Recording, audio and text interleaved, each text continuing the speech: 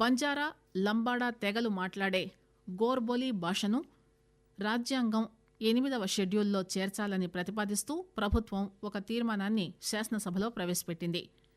లిపి లేకపోయినా ఆదిమ జాతుల తొలితరం భాషల్లో గోర్బోలీ ఒకటని రాష్ట్ర సాంస్కృతిక శాఖ మంత్రి జూపల్లి కృష్ణారావు ఒక తీర్మానాన్ని ప్రవేశపెట్టారు.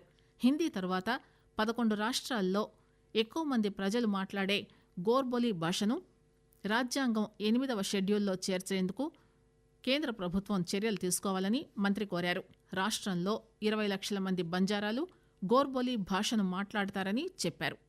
మా ప్రజాప్రభుత్వం తెలంగాణ ప్రజల మనోగతానికి ఆశలకు అనుగుణంగా పనిచేస్తోంది. అందుకే లంబాడీ సోదరుల చిరకాల వాంఛ అయినటువంటి ఈ గోర్బోలీ భాషను రాజ్యాంగంలో చేర్చాల్సిందిగా ఈ ప్రజాప్రతినిధుల శాసనసభ ద్వారా మీ యొక్క అనుమతితోటి I beg to move the resolution.